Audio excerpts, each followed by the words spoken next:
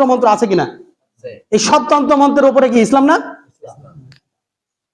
কেউ যদি মনে করে না ইসলাম ঠিক আছে, ওইটা ধর্ম, ওই মসজিদে চলবে, ইমাম সাহেব ওইখানে বসে এরকম জিকির আজগার করবে, মোল্লার দৌড় হলো মসজিদ পর্যন্ত, আর সংসদ চালাবে টাইট প্যান্টওয়ালারা।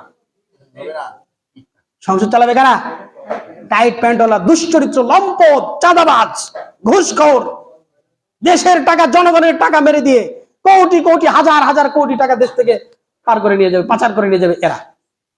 তাই করবে না? ওরা মনে করছে দেশ চালাবে হলো এরা, আর তুমি যত বড়ই মাওলানা হও, তোমার দায়িত্ব হলো তুমি মসজিদের ওই কোনায় বসে তসবিহ জপবা, মানুষদেরকে দুইটা ভালো কথা বলবা, এর বিনিময়ে তোমাকে কিছু খেতে দিবে, তাই না? 3 টাকা বেতন দিবে আর 4টা তেরি কথা বলবে। ইমাম সাহেবদের সম্মান আছে? সম্মান আছে বাংলাদেশে? এই বাংলার মাটিতে সবচাইতে বেশি বেতন হতে হবে ইমাম সাহেবদের। আপনার মসজিদের যে ইমাম সাহেব কিচ্ছু জানে না, ধরেন কিছুই জানেন, আপনার নামাজ তো পড়াছে, তারপরেও তার বেতন হবে বিসিএস ক্যাডারদের উপরে। কেন? কেন হবে? কোন যুক্তিতে হবে? ভালো করে বুঝেন। ধরেন আপনার টাকা আছে, পয়সা আছে, সুস্থতা আছে, আপনার ক্ষমতা আছে, সব আছে, শুধু ইসলামী নৈতিকতা নাই, আপনার কিছু আছে? আপনি জানেন না যে টাকাটা কোথায় ব্যয় করা লাগবে, আপনি জানেন না আপনার ক্ষমতা কোথায় প্রয়োগ করা লাগবে। কেন জানেন না? কারণ আপনার ভিতরে ইসলাম নাই, ধর্ম নাই। তাই তাহলে সবচেয়ে ভালো কাজ কে করেন? ইমাম সাহেব করেন। এই জন্য সবচেয়ে বেশি বেতন কার হবে? একটা হাদিস মনে পড়ে গেল, না বললেই নয়। হাদিসটা পাবেন তিরমিজি 2585-তে। রাসূলুল্লাহ সাল্লাল্লাহু আলাইহি ওয়াসাল্লাম বলছেন, ফাদলুল আলিমি আলাল আবিদি কা ফাদলি আলা আদনাকুম।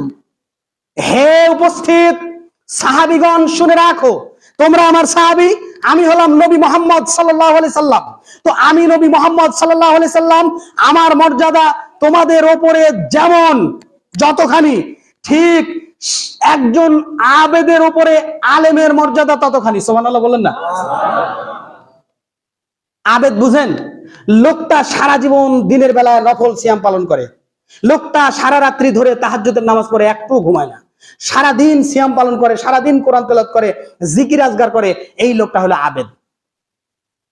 এলোটা কি আবেদ? দরবেশ। দরবেশ বলতে আবার আরেকজনকে বুঝেন না, ঠিক আছে? তো এই আবেদের উপরে একজন আলেমের মর্যাদা কতখানি, সাহাবীদের উপরে নবীর মর্যাদা যতখানি। তাহলে পৃথিবীর সবচেয়ে সম্মানী লোক কারা? আলেম ওলামা। বুঝতে পেরেছেন? তো যাই হোক, 4 নম্বর ছিল রাসূল সাল্লাল্লাহু আলাইহি ওয়াসাল্লাম যে বিধান নিয়ে এসেছেন, সেই বিধানকেই সর্বোচ্চ মনে করা, সবচাইতে ভালো মনে করা। তার চাইতে অন্য কোনো বিধানকে যদি আপনি মনে করেন যে ভালো, তাহলে আপনার